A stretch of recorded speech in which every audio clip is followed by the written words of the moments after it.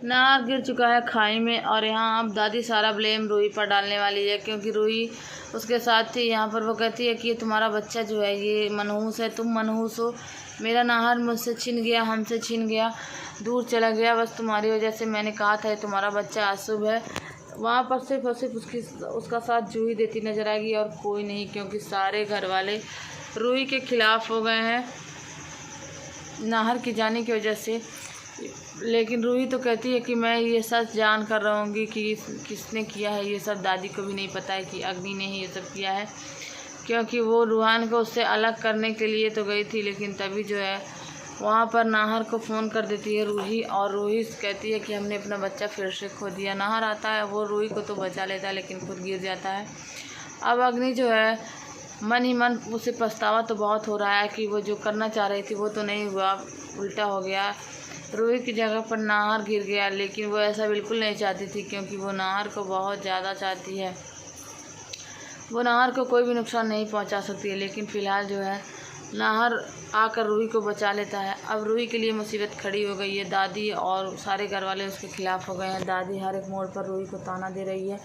वो कहती है तुम्हारा बच्चा अब सगनी है, तुम भी मनहूस हो, तुम्हारा बच्चा भी मनहूस है। दुनिया में आने से पहले ही मेरे बच्चे को मुझसे छीन लिया, और मेरा बेटा जो रूहान था, जो मेरे नाहर का खून था, उसे भी अनाथ कर दिया, और उसका क्या हालत हो गया है देख रही हो तुम। रूही को वो कोसती नज़र आएंगी, तो देखते हैं रूही को अब घर से भी निकालने की कोशिश करेंगे सब, क्योंकि नाहर तो है नहीं घर में। तो वो लोग ये भी कहेंगे कि अगर नाहर नहीं है तो तुम्हारी भी हमारे घर में कोई जगह नहीं है। तो क्या सच में रूही को निकाल देंगे दादी और घर वाले घर से बाहर, या फिर नाहर लौट कर आएगा? क्योंकि अगर वो आएगा नहीं तो रूही का तो बहुत ही ज़्यादा बुरा हाल कर देगी दादी खुद अकेले ही, और सारे घर वाले तो बाकी ही हैं। यहाँ जूही कहती है वो प्रेग्नेंट है, कम से कम इस बात का तो आप लोग ख्याल कीजिए, और आप लोग रूही से ऐसे कैसे बात कर सकते हैं, उसने कुछ नहीं किया है।